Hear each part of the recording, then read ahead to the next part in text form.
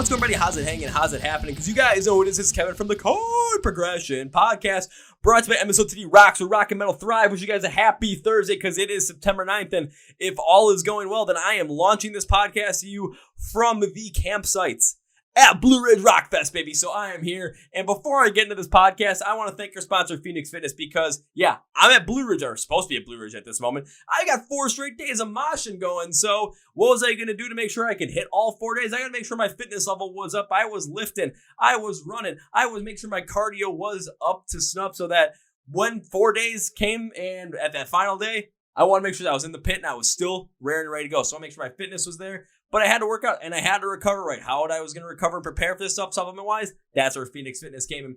Different pre-workouts, sim and sim-free. If you can't handle all the, caffeine and stimulants and stuff like myself, even though I'm just crazy, full of energy all the time. Different B-cell-like compounds for recovery, different proteins, AM, PM, after workout, plant-based stuff, different creatines, different multivitamins, whatever it might be. Phoenix Fitness is there to help you achieve your fitness goals and make sure you continue to recover right. Our listeners here at the Chord Progression Podcast get 15% off count 15 using the code MSOTD at checkout at fnxfit.com. Link is in the description below of the podcast, whether you're listening Spotify podcast, iHeart Radio, or you're on YouTube as well. So make sure you do that. Again, thank you, Phoenix Fitness. Now for our pre-feature presentation. You guys remember the band Red Sun Rising? Well, they went on hiatus because the guys wanted to try a couple of different things, and their frontman Mike has a band called The Violent with a couple other guys from Red Sun Rising. So what are we going to talk about with The Violent? Of course, what happened with 2020? How did they spend that time? And their brand new song, Think For Yourself. Do we dive deep in that song? What do you think? Of course we do. And we get you prepared to listen to that song as well, because it has such an expansive idea on just things that are happening in the world and different things we went through, not only in 2020 with the pandemic, the election, whatever it might be, but also really calls out different things with your mindset and your connection towards other people along with yourself as well, to no longer just think what the group think and no longer surround yourself with people that just think like you, to openly think for yourself. So please welcome Mike to the podcast. Are you guys ready? Because this one is awesome. So let's go!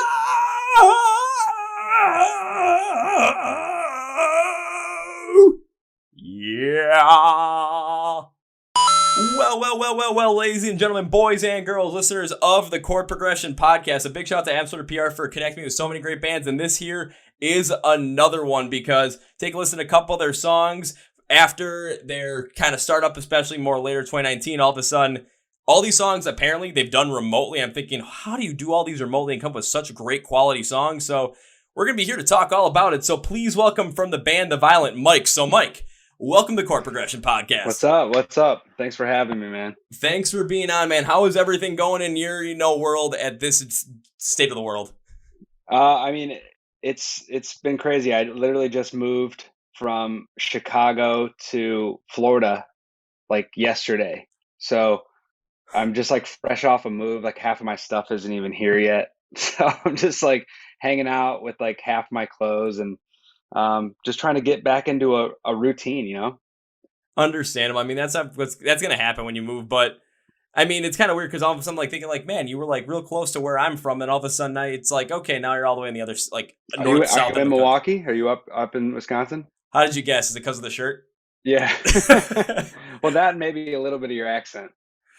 So it's something like, oh, I know exactly where that might be from. Yeah, it's definitely something of, the northern Midwest area, not, the whole. I mean, I'm from the Midwest too, so I'm very familiar with it. Where are you originally from? I'm from Akron, Ohio, actually.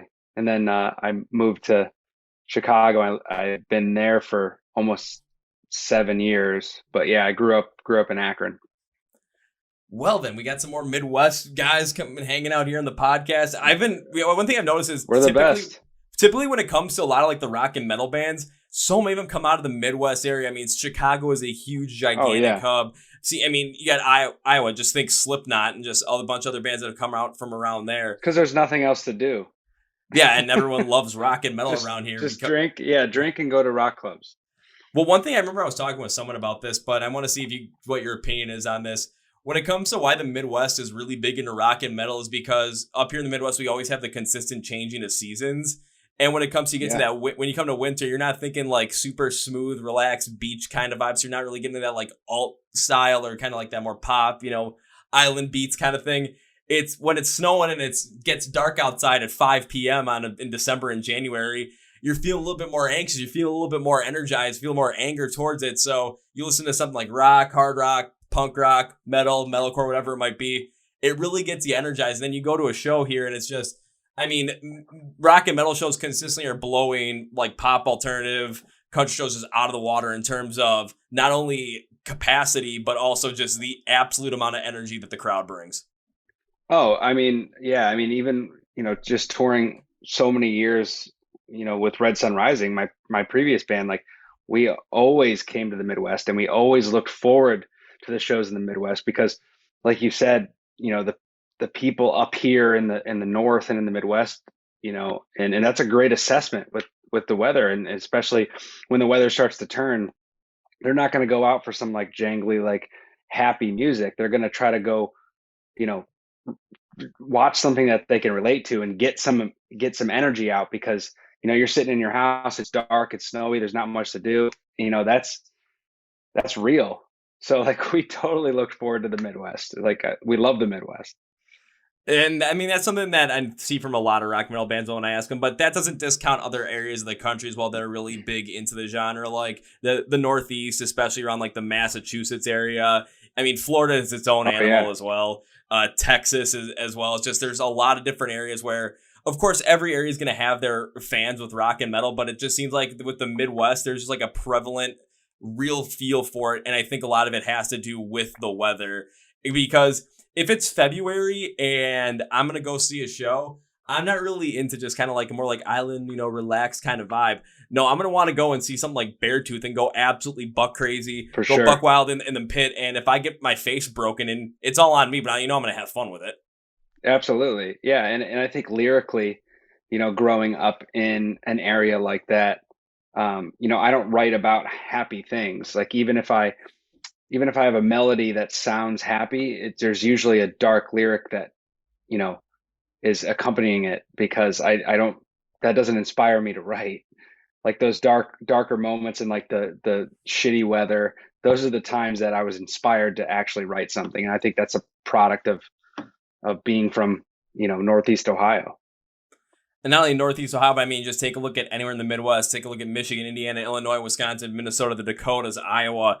Just throwing, more states out there, kind of give the area a little bit more of like a recognition on that. But yeah, when it gets colder out, that seasonal like depressive disorder, just because when you don't see the sun very much, especially when you think about it from like a normal, like just kind of like a normal standpoint where people wake up in the morning, especially in winter, and it's dark outside. They go to work, it's dark outside. While they're at work, the sun's out, but you're not really seeing it because you're inside a building or inside a warehouse, wherever you might be working.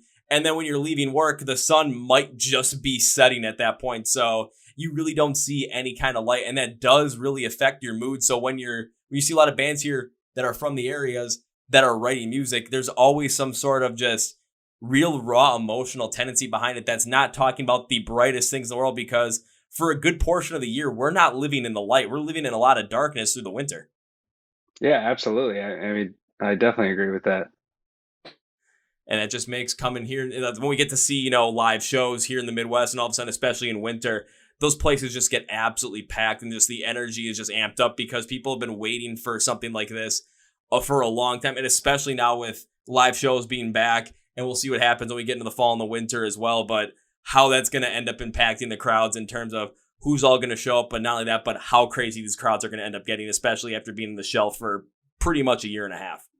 Yeah. I think there's going to be a lot of, pent up energy.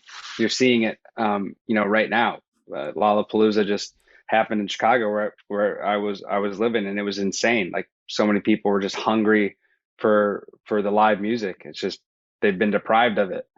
So they're ready. Oh, absolutely. I saw the same thing when I went to Rockfest in Wisconsin, like on one of the sides. I love that. I'll say one of the side stages, because it was one day they had Memphis May Fire was there, and then the other day Bad Omens was there, and it's just the absolute amount of energy that the crowd had that wanted just let loose and just go nuts, especially when both bands go on stage. It's just absolutely incredible. Limp Bizkit ended up headlining one of the nights, and it was just the crowd was just in this like full on happy nostalgia, give me something to break kind of mode. Oh, I love that. I bet that song just crushed there. No, it was incredible, especially like on the right side of the stage where a lot of like the standing room people were. That's where me and my friends were. All of a sudden, it's they start playing break stuff, and we're just feeling it. It's just like, okay, we're just gonna go absolutely nuts. Security wasn't the biggest fan of us going as nuts as we were, but you know what you gonna do about it? Hey, they can, you know, Yeah. let it go. Look the other way now. We had a long long year. Yeah, but I look at it now and think like, it's okay, especially going into September, taking a look at the festivals that are going to be happening in September. You've got Incarceration, you got Larger Than Life. I think Rebel Rock is going on. You've got Blue Ridge. And I'm just thinking, I'm like, these crowds are going to be Yeah. absolutely bonkers in terms of how many people are going to be seeing these bands, how many people are just going to be so happy that live music is back, and especially when you get some of that more hard rock metal vibe to it, the positivity from everyone because everyone's just happy to be back at a show and is positively connecting with the bands. Like from here probably till the end of the year, maybe even further along, it's just every show is going to be just one of those things where it's just kind of like this blissful just release of pent up energy that we've had for the past year and a half. No, absolutely. It's like a big deep breath. I mean, and on the industry side or the musician touring band side, like we're just ready to go back to having our lives back. Our livelihoods were severely altered for a long time. Like a lot of guys were, trying to figure out different ways to make money and to just survive and, not do what they love for that amount of time. And that was hard. So it's like it's a big deep breath, I think, for everybody. Oh yeah, I mean, well, for when it comes to what for yourself, especially during 2020 when the pandemic hit and with the violent as well, what were you guys doing during that time to really make sure that when this pandemic finally got come to a close and live shows were able to come back, that you guys were ready to really hit the ground running? I think we just really tried to capitalize on the fact that we couldn't play live. A lot of people, a lot of musicians, yes, it was sad and it was hard, but if you sit down and you just constantly dwell on that, then you're never gonna come out of it. And I think that's, you know, a lot of the bands and musicians that had the most trouble is the ones that dwelled on it, where we used it to kind of, curate this and nurture this new project. And that's all we did. It's like, well, we can't play shows, so all we can do is focusing on, you know, creating this new band and, you know, focusing on recording music and writing music, and that's all we did. And we just created a stockpile of ideas, and now they're just now coming out. So we just took full advantage of that time, knowing that that's all we could do. So we took advantage of it. And that's honestly the smartest way to go about it as well, because given just when everything got shut down and knowing with the entertainment industry, especially live music, first one to go, but the last one to come back as well, just given the fact that when it comes to live music, everyone's going to be packed into a smaller area altogether Yeah. to really enjoy it. And when you get to the best shows, it's just when people are so close together and people are just feeding off of each other's positive energy. And then this crowd has this massive positive energy. You guys are feeling up on stage. You guys are sending it back to us. And it's this massive back and forth feeding frenzy of positive energy that just keeps getting amped up more and more and more. But instead of focusing on, what 2020 should have been, what a lot of people had to have done was focus on what the situation was at hand and how to maximize their efficiency and how to maximize the time they had now. Because, yeah, tours aren't happening. Yeah, live music isn't happening for my aspect where I can't go and see shows. So what are we going to do? What can we do with the time we have in order to maximize that so that when the pandemic fully it kind of comes to an end socially, live shows come back, that not only, as fans, but also as a band as well, we're in the best position possible for ourselves. Oh, exactly. Yeah, I mean, that's exactly what we had to do. So we had no choice. And you guys basically recorded like all this stuff remotely as well. Did you ever get together at all during this time? Well, when the project first started, which was the kind of the end of 2019, in our previous band, Red Sun Rising, we announced a hiatus, and we were all going to kind of do different things. And so the three of us are from Red Sun Rising. We decided to create this project, and so we're like, all right. We set up one session in Nashville. We went down and met a producer, an independent producer down there, and we started working. And we did one session, and we were just kind of hashing out ideas. And we recorded a couple things. We did some drums, in a studio down there. And then the pandemic happened. So we were kind of like, shit, now what do we do? So like those next couple months was like kind of frantic scramble mode to kind of build the infrastructure to keep working. So we had to like invest in some more studio home equipment. And we all kind of just slowly invested into the pieces that we needed to continue to work. And once that infrastructure was created, we worked on it every day. I feel like I was talking to those guys every day, just like we're talking, like on Zoom. We were going over parts. We were sharing session files through the cloud, and just recording remotely. It was just such a weird time. I mean, it was a weird time, but the other kind of way I look at it with a little bit more of that silver lining aspect is, imagine if this would have happened, let's say 20 years ago, with the limited amount of computer technology that we had, with file sharing, with recording equipment as well. It would have been so much harder to do that. But if you guys were able to get your hands on more like home recording equipment so you could do some of these things, because I know a lot of people had trouble just getting their hands on anything due to the high demand that people were having for it, not only for musicians as well, but from anyone that had any sort of audio project. Because I was trying to find some stuff as well just to add to what I had. And I'm just like, you know what? Taking a look at this stuff, it's kind of expensive, but I know the price is so high because everyone is trying to find this right now. And right. I necessarily didn't fully need it, but I knew, I'm like, you know what? There's a lot of bands out there that are really trying to record something and they can't right now because, well, you can't really go anywhere. Studios aren't open right now. So why not give them a chance to go and do it? And I can work with what I got. So, but it makes a lot of sense that when you were working with some of the stuff, you guys are communicating every single day from different parts of the country from where you guys were to work with work on different things, file share, and share ideas as well when it comes to recording some of these songs, so that there's always some sort of collaboration going on at every given moment, instead of just feeling more isolated in this project where it's like three guys working on one thing separately instead of all three of you guys working on this together. Yeah. And the weirdest part was, well, not the weirdest part, but I guess one aspect of it that is, looking back on it, I think we would have accomplished even more, even though we overcame that. It just made the process way slower, but we were able to keep working. And when you're in that, you're not thinking about that. You're like, man, this could just be so much faster if we could just get together. We're just like, okay, this is the only way we can do it. So we need to maximize this completely. But looking back, I'm like, man, we probably could have finished 10 more songs if we were working that much and could get together. Because there's certain things when you're in a room with somebody, you're just like, let's try this right now. And then we try it as a band live and we're together and we're like, that doesn't work, move on. But like when you're sharing files, you got to try this, and then you got to send it to the next guy, and then you got to send it back, and everyone goes, we're not feeling it. And so you might burn a couple of days with that back and forth that you would have gotten instantly in a room. But then again, one thing you did say was, and when you were taking a look at it, was this was the situation you had to work with. You couldn't do anything else. So in the moment, you're not thinking that for sure. Yeah, of course, taking a look back, it's like, man, you guys worked on, you guys got so many songs finished, and you could have easily done 10 more if you guys were together.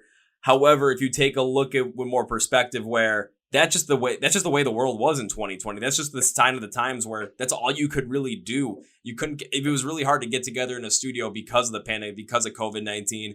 Because of different restrictions, it just made it a lot harder. But being focused on the fact that you guys were able to get stuff done and still work even in a slower process is a lot better than sitting around just waiting for this to kind of get back to normal. Oh, you're right. Absolutely. 100%. Because if you just kept waiting, honestly, it just, all of a sudden, live shows come back, and it's like, well, what do we do with the past, 16, 17 months? And now you can take a look and say, well, now we've got these songs, we've got this certain kind of idea when it comes to the writing process, how to work within this new project that you guys have. And now all of a sudden, when you guys are able to get back into a studio together, you already have that base built. Right, exactly. And that's really what we wanted to do, is just kind of build that infrastructure to come out of the pandemic, stronger than we went in. And I think you guys definitely easily did that because of that mindset, because of the idea that this was the time that you had, this was the way the world was. How can we use this to the best of our advantage instead of having those constant daydreams of, oh, if the world was the way it should have been without this pandemic, what would life have been like? No, because that's just going to Right. kind of cloud up your whole entire mindset and prevent you from focusing on what you can do right now to better your situation and to make sure with the violent that you continue to grow the band as a whole. Yeah, absolutely. And I rarely live in the past. I think anyone that's ever worked with me and knows that I don't live in the past, and I almost never like rest on my laurels at all. I'm always just like, okay, yeah, I done that. Like even if someone's like, this song is fucking fantastic, you know, that you put out 2 years ago. I'm like, okay, that was out 2 years ago. Like I'm on to the next thing already. And that's just like how my mind has always worked. So when I went into a situation like that, I wasn't thinking like what it could have been. I'm always thinking about like what I have to do to get through this to the next thing, you know? Very understandable. However, one thing I do have to make sure to like and also realize is that kind of mindset is not the norm. Where I know a lot of people that I know, from friends, family, just acquaintances, whoever it might have been, a lot of people kind of like once the pandemic hit, it's just they just waited and they just kind of stuck with, oh, we Yeah, missed everybody out on froze. some people look and say they missed out on all of 2020. They missed out on like a whole year of their life because of this stuff. And I'm thinking, you could have probably done something about that. But Right, having that mindset exactly. of just, again, how can we make the best out of what we're doing right now and the best of the situation? And also with you having that mindset of always kind of on to the next thing where it's like, yeah, this song was great. Yeah, we put it out 2 years ago. I'm on to something different. It's going to keep that, keep the wheels turning. It's going to keep that focus on what you're doing in the moment instead of living in the past or living in an alternate reality that you create in your head. Right, absolutely. And I think, even if Red Sun Rising, not to keep mentioning them, but even to if I would have continued that band through the pandemic, like I would have never worked on that with the energy I worked on a brand new project during that time. Because it's like, okay, am I reinventing this now? Am I trying to like what are we doing? But like when you're starting something from the ground up at what feels like ground zero for the world because not everything's at a standstill, like that was the most inspiring time for me. It was like complete opposite of what it was for a lot of people or what people wanted to make it out to be. So, and to your point, I think it's just mindset. Oh, absolutely. And I agree with you mostly because I kind of had a very similar mindset going into it as well. Because once the pandemic hit, I was looking at what I was doing with the podcast. I was like, yeah, I just started potentially interviewing some bands. I'm like, you know what? Every band's going to be on the shelf right now. They'll be looking for stuff to do. They're going to be looking for ways to promote their band. Why not? Why Yeah, not me? Why not take advantage of it? And I haven't done an episode that has been just by myself since April of 2020. And that's I did fantastic. one of them, and then like when the pandemic hit, that's when I really started getting going. All of a sudden, I was like, oh, I'm only doing one a week. All of a sudden, it turned into two a week. Now it's like sometimes 2 weeks, sometimes 3 weeks, sometimes even 4 a week that I'll put out there just because of the amount that I'm like, you know what? I figured out that I'm not going to stop doing this because this is what I love to do. So kind of to the pandemic in a way, oddly enough, thanks for showing me kind of what I want to do in Yeah, life. I feel that way about it too. And kind of even coming in with mindset as well. Even with the latest song you guys released called Think for Yourself, I mean, kind of just going with that mindset as well. Think, mindset. It kind of Yeah. all works together. And not going to lie, one thing I always do with these podcasts and whenever I have bands in the podcast is I'll take a look at what song is like most recent and I will go as deep as possible as I can into the song to really try and understand the whole I entire love it. vibe of it. And whenever I do that, the first thing I always try and figure out is what the song meaning is, what you try to present in the song. So I've got a whole note sheet that's about 3 pages long. That's on a different screen right now. So I'm going to ask you when it comes to Think for Yourself, what was the thought behind the song? What's the meaning behind the song? Because I also want to see how close I came in my interpretation of it as well. Okay. Yeah, I mean that song was definitely, written lyrically was written during the pandemic and during the election. So it's not necessarily political by any means, but it was inspired by the culture that was created by both the pandemic and this election happening, all at once. And what happened was a lot of people were at home, a lot of people were on social media. They weren't out socializing; they were literally venting on social media. And I kind of saw this trend as social platforms almost became a new form of religion. because, and I'll explain, because when you're in any kind of religion belief, whether you're like, Hindu, or you're Christian, or you're Buddhist, or you're Jewish, whatever, you go to the teachings of that religion every week to hear the word of that religion over and over again, to basically reinstate your own beliefs. And people were doing that on social media. They were following only the people that were in line with what they already wanted to think.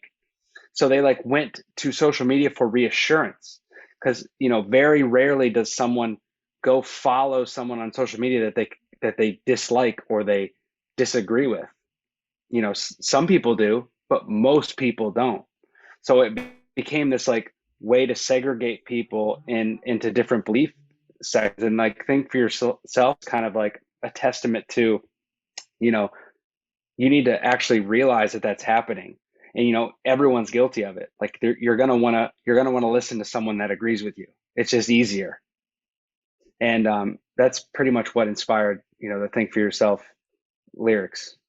I definitely had a thought that it was going to definitely be inspired by things that were going on in 2020 with the pandemic, and especially the election as well, because when you take a look at really any kind of political opposite or any kind of political election in any country, but specifically in America, it's always one side against the other. And Yeah. I know a lot of people everyone is guilty of this, where you focus in on the beliefs that you have that are going to be reassuring yours. And a lot of people kind of don't focus in on, the other side of things, because, yeah, if you don't agree with it, then you're not going to want to, have it constantly come at you. You're going to want that reassurance. But when I looked at Think for Yourself, because I thought the meaning about the concept of groupthink and how dangerous it can be. Because when you blindly follow someone or a group of people and believe everything they think and say, whether it's politics, religion, different economic ideals, different societal ideals, etc., and do it so that you are accepted by everyone, a massive problem arises in the form of breeding hate and a lack of understanding in the world. The song calls you to think for yourself, form your own opinions, and understand why, instead of falling for the comfort of the group. That's exactly right. That's exactly right. Yeah, And, that's a great assessment. well, because then not only that, but it's whenever I really dive deep into songs and I take a look at the meanings as well. One thing I always like to do is just after looking at meaning, just kind of see how it relates to myself. And there's been a lot of times where whenever I get into discussions with people, because I always bring my best friend up for something like this, where when it comes to politics, him and I, we have very different ideas on how things should be done. And we have different ideas on a lot of different things. But whenever we talk about them, yeah, the conversations get rather heavy, but we don't talk to try and force our opinion onto the other person.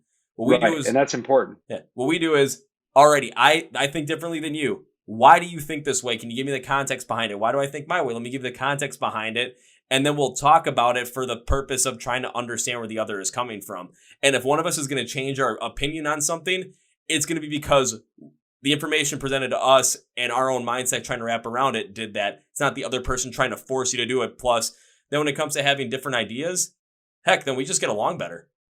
Yeah, and I think that communication and understanding is a form of growth and evolution, and it's needed for humans, to be a civilization that is continuously evolving together rather than apart. So I think it's a very healthy, and I think it's a very healthy relationship. Even as simple as, everyone knows like that couple that's like, oh, we don't fight. Well, then there's something wrong, because everyone has to disagree at some point, and it's healthy to disagree and have your own opinion. You might not agree with all your friends or your loved ones at all times, but at the end of the day, you have to, as long as you respect the opinions of those people, that's all that really matters. No, absolutely. Because even family wise as well, it's like I've got family members that think many different things than I do. My brother and I have a lot of different opinions on things, but I'd much rather understand where he's coming from and continue to have a positive relationship with him than to just let, something more artificial as because we think differently on politics or economic policy or anything in life. Let that just completely be the thing that tears us apart. I want to understand where he's coming from, because he lives in a different part of Wisconsin than I do. He lives a different life than I do. So he has different ideas. He's gone through different experiences. But when it comes to like what the pandemic has shown us and like with the election as well, especially everything with 2020, where people were kind of forced into more of this isolation standpoint, and the only place they were able to go to connect with people was online. Reddit, social media, wherever it might be, they all focus in on stuff that validated their views and accepted their views to the point where now whenever they saw an opposing view, it was, that's the enemy. We have to attack that instead of just, no, trying to understand where everyone is coming from. It kind of also speaks to the lack of genuine human connection in terms of people all just trying to connect via a screen or via text or whatever it might be, instead of actually getting together face to face to discuss these things. Because when you're face to face with someone and they have different views than you, you have to come face to face with them because they're right in front of you. And if you walk away, it's just like, now there's a different implication there. When it comes to online, all of a sudden someone can comment on something, you can just not comment back and no one's the wiser. Yeah, and just think about, even if you are in a confrontational situation, even if you, I don't know if you've ever had to like fire someone or break up with someone, like if you do it over the phone, it's easier than being in person because you can't look in the person's eyes, you can't see their reaction to what you said. But then you even further detach that and you do it through text. You can't even hear the voice. You can't even hear the tone of the voice. So like social media went even further away from that connection even. So it's just like, even amongst the disagreements, there's also miscommunication and misinterpretation at the same time. So it's just like throwing gasoline on it. And it's it was truly phenomenal to watch from a safe distance. It kind of was. And then I kind of got a little bit into that as well personally, but when it comes to over the pandemic, over the times of 2020 going into 2021, there had been someone I was constantly hanging out with. Things were going well between the two of us. And all of a sudden it's, after the 2021 started, all of a sudden she just like completely just ghosted me out of nowhere. Still have no idea what the hell happened. But it's just like, I kind of think about, it's like, you know what, I kind of let it go. But also at some point I'm just thinking, what the hell actually happened? Like I kind of want a little bit of closure there in a way. Exactly. I mean, you're probably better off if someone just ghosted you. You're better off. You won that one because, but yeah, closure is a real thing. I think humans inherently want like finality. They want to know what the end is. Like think about what you think about every day. It's just like where do we go when we die? Like if completion is inherently in human nature. Absolutely. And it's just, even when it comes to just, I see like, even with your song, Think for Yourself, like it starts out with this rather profound idea, but it expands so much just based on the fact of what we've gone through basically since the whole entire pandemic. And I mean, it's been going on for quite a while, especially with social media coming in and people connecting more online instead of in person. It's, the world is connected more. However, it's those connections just don't seem as genuine because there's such a lack of face-to-face communication, where I think is 90% of communication between two people is not through the words that they say. It's like 60% is through body language and 30% is just through tone of voice. I agree with that 100%. 100%. Yeah. Most people, anyone you talk to, they misinterpret a text almost daily. I didn't say it like that. Well, this is what you wrote, but I didn't say it like that. I have to tell my manager, for perfect example, I have to tell my manager, he'll get mad, like, why'd you say this to me? And I'm like, picture me saying it. Like, hear my voice in your head saying that, and you probably won't be mad because I'm a sarcastic person as it is. So like if I type something sarcastic, it usually doesn't translate. Oh, absolutely. And then like whenever you're talking with people online that you don't know, there's like commenting on something, or some people that you just have connections with through social media, it's when they type something out. It's, if you've never talked to them in person, you don't know you don't have an idea of how they're saying these things. So you're going to end up coming up with however you think they're saying these things. If it's going to be something that has a different opinion than you might think of it as a little bit more angry, a little bit more hostile. And it could be something that could be just completely more sarcastic and more lighthearted in terms of tone with how they were perceiving it. But because that tone of voice and that body language cannot be perceived, again, we're losing 90% of the communication right there. We're misinterpreting things not only on a daily basis, but it seems like on an hourly basis. Oh yeah, it's just constant. It's unreal. Man, this song just went from like, like this big in terms of meaning to all of a sudden like this big, just out of nowhere. Yeah, absolutely. I think anyone can relate in some way to that context. Oh, absolutely. And then of course, one thing, it's like, okay, now we got the meaning behind. Next thing you always go to is the instrumentals, because when it comes to anything with rock and metal, I always find that the instrumentals always tell the story better in terms of the emotion, because you get different ideas from different tones, from different distortions, from different ways that things are being played, fast paced, slow paced, whatever it might be. It really just gives more emotion to the story, and really gives more emotion to the meaning of the song as well, because when you enter the song, it's like the guitar style has a little more of this like techie distortion to it, a little more of this like lower tone, but focusing more on that hard rock style. I thought the entire reason for having that techie guitar speaks the idea of having this mind that has been warped and distorted to really just focus in on always trying to find something that is going to validate what you want instead of trying to understand the other side. And you really need this to make the meaning of the song more understandable right from the get-go, because you're already kind of put in that mindset, especially, again, when you think about the pandemic 2020, people were just connecting online. So having a little bit more of like this guitar style that has a little more of this like techie distortion to it just adds to the feel like you're in a virtual world and you're having to confront these things now face to face instead of just through a screen. Yeah, I mean, that's I love that assessment. I mean, a lot of it was because we simply had to record the guitars remotely through our computers.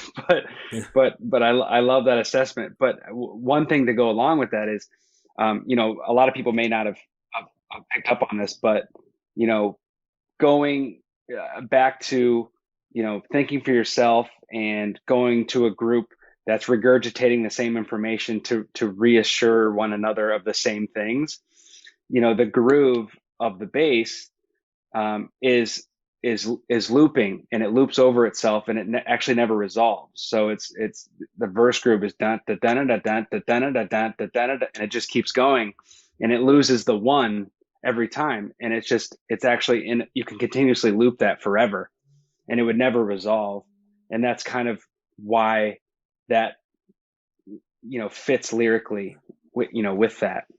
When it comes to the bass, though, that's one thing I was actually going to bring up next, because that was one thing I picked up in the verse, is because the bass guitar, it's like with that kind of more of that repetitive flow, it has more of a prevalence, especially in the verses. And I think it brings a little bit more flair to the song as well, because it creates a feeling of more of this like this deep-rooted issue and this deep-rooted problem that this is. Because how many people have just kind of been more kind of like falling into themselves and being conceited in their own views, and just really trying to find things that are going to validate them instead of trying to understand every other, kind of like not every other view in the world, but other views of other people. And having that dear bass line in there makes the song feel like we're going to go after something that is emotionally heavier, is going to be the way to really call out not thinking on your own and really just falling into this thinking of what, like, okay, this is what this group thinks, this is what I'm going to think in a way. So kind of not forming those opinions for yourself. Again, it's just such a deep-rooted problem, especially in today's society. Having that bass line more consistently prevalent in the verses really sets the tone for that. I like that. I like that assessment. That's great. Hey, man, when I said I go deep into this stuff, like... Yeah, I like this. And then even like going to the next part of the song, because you get to the pre-chorus, the verses kind of have a rather similar style, but all of a sudden the guitars come in with a little bit of a lighter style, and they're really covering up the heavier bass. But I actually like the move on this one, because it creates this moment of opening through a breakthrough and realization to not be so stuck under that group thing, or stuck in that more just fixed mindset of what you think. It's kind of that call for beginning of change right in the pre-chorus as well, from that more deep, concentrated meaning from the bass in the verses. So now you're starting to open it up a little bit more to that realization point just with the instrumentals here in the pre-chorus. Yeah, and I think you're absolutely right. I mean, obviously on a sonic palette level, the point was to lead into that, anthemic sounding chorus, which is, kind of opens up, and it's kind of the call to arms. Like, the verses and the pre-choruses are kind of like where we are. And then the chorus is kind of like the call to arms to say, this is how we get out of it, and I think that's kind of what we wanted to accomplish sonically to match the lyrics. And I think you did that as well, because again, you're starting to open up that feeling of, all right, you're going to have to, get more in touch with not only people in there that have views outside of your own, but understand where they're coming from, so that we don't have this division. You can kind of start to think for yourself and not always follow within the group as well. Because now you get to the chorus and kind of hearing the drum pattern and the bass, they're still kind of consistent from what I have heard. But again, I'll get into that a little bit after this. But the guitar starts to cover that bass a little bit more in terms of the overall volume. And I know some people might be like, oh, this isn't that much of a change. What the hell? I'm like, but this actually keeps the entire flow of the song feel like there's this consistent pressure being put on you in order to break away from that group style think or that fixed mindset and to think independently. So when you connect it with the theme, it's constantly putting pressure on that breakthrough moment to actually happen so that you actually think for yourself and not fall into the mindset of a fixed mindset or a groupthink style.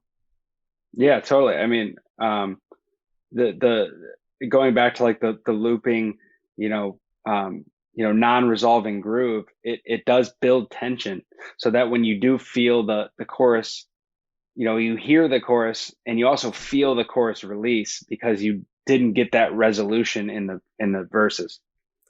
Yeah, you didn't get that resolution in the verses because again, you're showing the deeper problem in the verses, and when you get to the chorus, you kind of want to bring more of that resolution to the forefront at that point. Correct. Yeah, absolutely. Because if I put it this way, if all of a sudden it's like you try and open up with the verse having that breakthrough moment, then the chorus is having like the concentration on where that breakthrough moment came from. Now it's kind of backwards, but you guys didn't do that because, well, that wouldn't honestly. Yeah, the whole flow of the song. That'd be like a Tarantino movie or something. That would be like if you guys want to make a Tarantino movie style song, I mean, that might be the way to go. Okay, we're going to start at the end, then we're going to go to the beginning, we're going to go to the middle, we're going to go to the end, we're going to go back to the middle, we're going to go to the end, we're going to go back to the beginning, go to the middle, and then we're going to end it somewhere like right before the end actually happens. Yeah, absolutely. That'd be kind of a wacky kind of idea for a song, though, if you guys ever want to try that, the whole entire Tarantino vibe. I'm not sure how well it would work, but if you ever feel like trying it, go for it. That sounds like something like the Beatles would do or something. It actually does. Like Day in the Life or something, like just really out there. Yeah, like starting out was just like going to bed at night, closing out the day, and all of a sudden it's like, okay, well, what happened during the day? Well, this is what happened when I got home from work. This is what happened when I woke up. It's like, well, wait. Can we start from point A to point B? Can we start from the front to the back? It's like, no, we'll get there when we get there. We're just going to start bouncing around. Just stay with us. Just stay with us. Quentin Tarantino style. And then going back to the instrumentals, because we get to the bridge of the song a little bit later, and like you get this again, the drum pattern, the bass guitar continue to come in with more of this, consistent feel as well. But the bass is a heavier distorted tile as the guitar is playing the background of it a little bit more. And the focus on the bass again adds back to the heaviness of dealing with that old thought and opening up to a new idea. Again, it's really setting the tone to kind of penetrate that mind of the preconceived notions that you have in terms of your fixed mindset, groupthink style. Then the solo comes in. The drum pattern continues to stay consistent to kind of continue to put that pressure. But the distortion of the shredding guitar solo really makes this piece stand out because you're trying to break through that process of embedded thought, embedded groupthink. The heavier distortion kind of creates this openness and this kind of jolt to understand that can't really think like that anymore. You got to focus in on thinking for yourself and understanding that people have different opinions. And if you continue to funnel in just with the thing that you are so fixed on thinking and surround yourself with people that think the same way, you're going to be so closed off that you're not going to see what the rest of the world is like or thinking or understand different things that are going on. Yeah, I mean, I love that assessment. I think the bridge, for me, it was just kind of like, just really forcing the idea of, obviously I say think for yourself over and over again. And I'm just like really trying to penetrate someone's thought process and like just like almost like you're pulling someone close and looking at them and saying think for yourself, like over and over again. Just don't you get it through your head. And then that like really electric sounding guitar solo is kind of like the shock to the system before that last chorus, and then you relieve them with that revolution thought. Yeah, and then they're finally, at the end of the song, they're left with the thought of being more open, being more understanding to other beliefs that are out there, other ideas that are out there. Even though those ideas, they could be right from other people, they could be wrong for you don't know, but how are you going to know unless you actually take a listen to them and you actually try and understand them? Because if you have that openness to your mindset, you're going to learn a couple of different things. You might learn that the ideas that you had might be the right ideas. You never know, but if you're so closed off into just thinking this one idea, in this one mindset, I mean, it come again, politics, religion, economic policy, societal ideas, whatever it might be. If you're so stuck in on that one thing, you're not going to grow. You're going to be in like that fixed mindset at the point where you're going to only have like this much space to work with instead of totally. I mean, as much space as you possibly can imagine. I mean, absolutely. I have my arms out wide, just like at this point. Right. But then, of course, that's just the instrumental side of things. We also got to talk about the vocals as well, because that's also another huge aspect of any song that has vocals in it, because that's something that people really concentrate on, of course, because now you're hearing the words, you're hearing the tones behind them. Again, that communication is there through that. So, got to start out with your vocals, man. In the verses, what I got from your vocals that is quicker pace against the consistent against that consistent backing, a little bit of this like lighter techie distortion over them. And I do like this again because it starts to show that little bit of this uneasiness as to open up against this overall embedded thought in order to begin to think for yourself. So again, if you're so like focused in on something that's in that fixed mindset, it's gonna be hard to break that habit. It's gonna feel unnatural. It's gonna feel uneasy. And your vocals kind of bring a little bit of that uneasiness there and that uncomfortableness there, because you're gonna have to face that. Yeah, and I think the verses almost have like a nervous energy, like you're trying to break through this, and it's a single vocal. It's a single vocal with a little bit of a call and answer. So like this person is kind of, testing the waters of like, here's my opinion. And you hear the second vocal come in that goes, think for yourself. And it's a whisper. And it's kind of like that reassurance, like keep going. And then you get to the bridge or the pre-chorus, and then that's a stacked vocal. It's like a little mini choir. And that's kind of like the group saying, preach to the choir, they believe. That's like the other side of it coming back in and saying, no, just keep preaching to the choir because we believe, like we're here for you. So it's kind of like a back and forth. It's almost like in a very simplified way, in a very metaphorical way, it'd be like a devil and an angel kind of almost arguing with each other within the same song. But it's like almost like a schizophrenic character in the same song. That actually makes a lot of sense, because especially if you have your one mindset, if you have this mindset of like you're going to be so conceited and so just controlled by this one idea, but you're trying to open up as well, it's like your mind's going to war with itself. So having that schizophrenic kind of mind, like feel in this really does work, because even with the pre-chorus, hearing that stacked vocals, it kind of brought this forward this feel of like this like whispery, somewhat kind of softer, kind of like Chad Gray reminiscent style vocal, which really kind of threw me off. It's like, holy shit. But the pacing is right on beat, as well as the rest of the backing as well from that sax vocal. I'm like, with the guitars picking up in the background, this works so well to add right back to that idea of being like opening up to start that change again, that change, like, continue this on, preach to the choir kind of thing. Like, we got this, keep pressing. So we're leading into it with the vocals, as well as like kind of feels like a reminiscent thing that kind of reminded me of Muse. And all of a sudden I looked at the For Fans Of thing that I was in the bio of you guys. I'm like, oh no, this makes a lot of sense. I like saw For Fans Of Muse, Papa Roach, Match 2. I'm like, oh no, this is making a lot of sense. Yeah, I mean, Muse has definitely been an influence of mine since I was young. I mean, I remember hearing Muse for the first time and being like, that's a 3-piece? Like, holy shit. So Muse is definitely a big influence on me. I was still shocked when I first found out they were a 3-piece, because I remember the first time I found out about them was, I think a lot of people, like especially my age, found out about them was through Guitar Hero when they had Knights of Sidonia on Guitar Hero. Oh, 3. That's right, yeah. And trying to beat that song, I still could never do it. And all of a sudden, I'm like, that's a 3-piece? How? And all of a sudden, like, oh, let's see who else is in that list. I'm like, Slipknot, 9-piece. Alrighty. Right, exactly. Just makes it even crazier. But like, again, like when I heard the pre-chorus, then saw the For Fans, I'm like, oh, now this makes so much sense. Just kind of adding this in here. Because then you get to the chorus, the vocals on your end clean up a little bit more, and they go more melodic against the consistent backing. But again, this flows well to add more of the idea of accepting that you have been embedded with these different thoughts, kind of against your own free thought for a while. And this is the opening of the mind to understand, you being your own person, and that it's better. It just keeps upping the ante every single way to kind of break through that moment to the point where you're breaking through this moment of fixed thought and into this growth mindset to where you're going to end up taking a look at other people that have different ideas than you and understand where they're coming from, so that you can create this more idea for yourself instead of just following along with whatever group you associate with things. Right. No, you're right. You're absolutely right. It just keeps growing and growing, because then you get to the bridge as well, and you end up creating this vocal sound that is much rougher and on beat as well.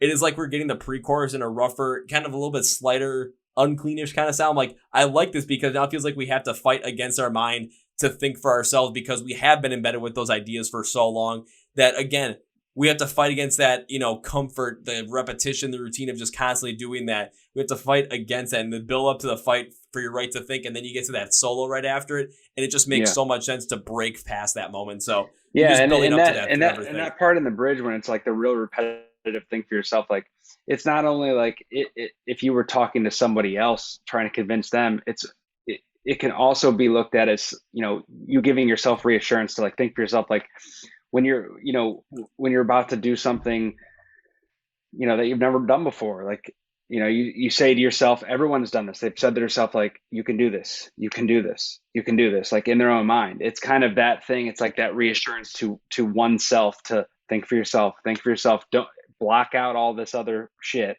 and just focus. So there's many ways to look at that section. Oh yeah, there are so many ways to look at it, but really when it kind of comes down to it, it all boils down to the fact that trying to, again, break through that idea that you're just following along with the group and just have this idea for a different open mindset to understand different ideas, to try and listen and learn from other people, but also just to be more open and just think for yourself and not just follow along with what a group thinks because that's the easy thing to do. Right. Exactly. Exactly. And then, of course, like, went through the vocals, the instrumental, the meaning, everything. When I come to the end of a song, like, I always like to put, like, a little overall kind of interpretation on there just so that if people want just, like, the Cliff Notes version of it or the Spark Notes version of this, where I come with that. I said, overall, on paper, it seems like using a consistent drum beat and drum pattern in the most consistent way, especially as when it could seem like a dull move. But again, that's on paper. When you put it in practice, especially in this song, it is anything but. In order to break a thought process, it requires habit and repetition. The deeper bass guitar and techier sounding guitar adds to breaking through a deeper distortion. Mike's vocals really help to show this through his tones and bringing the heavier style on the bridge. If you're a fan of that second iteration, that second renaissance of Papa Roach that happened like 2015 on the Fear album, or some of the harder stuff that Muse ever put out, this one is a song that I know you're really going to like. So definitely go check it out if you liked any of those. And I know a lot of you did. So yeah. I dig it. I appreciate the assessment. I really liked it. This was it was an enjoyable conversation. Like, I don't usually get to break down the songs like this, so I'm glad you did that. I'll put it this way, man. Like, whenever it comes to songs, like, this is what I've done to really try and understand music. I've done this. I pretty much started this right when, I think the first time I tried doing something like this was when Holy Hell from Architects came out. And that one, it was Nice. like, I wasn't in metalcore at all. I didn't want to listen to anything that had unclean screams. But I did something like this where I went this deep into that album, and it blew me away just seeing how they went from talking about like the 5 stages of grief from top to bottom perfectly and really express that all the way through. I'm just like, holy shit, I got to do this for more. And then even with music that I initially thought that I wasn't ever going to really like, I'm liking so much more now because I'm understanding certain like nuances about it just through analyzing it like this. It does take a lot of time, but I wouldn't do it any other way. Yeah, and you're also it's enjoyable for you to like dive into that, and that's the beauty of music and the beauty of art. I've said this a million times, over the years, but the beauty of music and art is that it can be interpreted in so many different ways by different people. So what the meaning is to you can be completely different to me, but that's okay as long as you're connecting to it. Whatever makes you feel something, that's the beauty of it.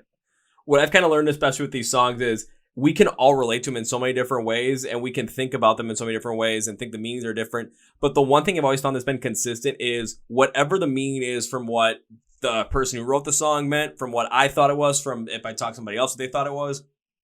Whenever I think about it, the core emotion of that song ends up being what is similar. It's when we go and like go into the different meanings of the songs. Of course, we're gonna start breaking off at that point because now we're going to put more of ourselves and we're going to put more of our personal experiences in there because we've gone through that in life and that has shaped our mindset. So something that I've gone through could be completely something that some 25-year-old that's living in Oregon right now has gone through. But if we look at a song together, and especially like if we're at a concert together and we're feeling a song and we're just really passionate about it, and we're really positively getting an impact from that song, we could be doing it for two completely different reasons. But that's the beauty of art. That's the beauty of music right there. Right, exactly. And I think people sometimes like lose sight of that, and just enjoy it. And back to the internet, it's just like so funny how many people will go out of their way to just like shit on something that like the other half of the people are like, this has changed my life. It's like, it's just how those two different people looked at it at the same song. It's just like so fascinating. It really is. But then again, I gotta say it again, that's the beauty of art. That's the beauty of music. We all can even take a look at music. Everyone likes some sort of music somewhere down the line, whatever genre it might be, because whatever genre we like, it impacts us in a positive way. And that's what art is supposed to do. Now, is something like hip hop and rap or something like country going to positively impact me like rock or metal is going to? Absolutely not. But for someone else, that like one of my friends, could it be the other way around? Absolutely. But the fact of the matter is, like, we're connecting with that in a positive way, and it's potentially even making us better people for it. So why would I be like, don't listen to that, listen to what I'm listening to? No, if that's what you really like to listen to, dude, go for it. Go for it. Yeah, do it. Absolutely. If you feel like it, check out some of the stuff that I like, because you might like it too. Right, exactly. I do that with my friends all the time, and I think sometimes when I'm hanging out with some friends, they assume that I want to listen to rock because I make rock music, and like I do, but it's like sometimes I want to know, like, what would you put on if I wasn't here? And you can learn a lot about somebody, and you try to understand, like, oh yeah, I get it. I get why you like this. I understand now. Like, and I think sometimes being like music can completely set the tone or the vibe of a situation. And it's like, if I'm with my friend and my friend's like excited about whatever we're doing, and they choose the music, they're going to be the most excited, and you can almost feed off of that energy no matter what the music is. They're vibing off of that, and you can vibe off of the way, the energy that they're putting out. Like, I love getting in different situations like that.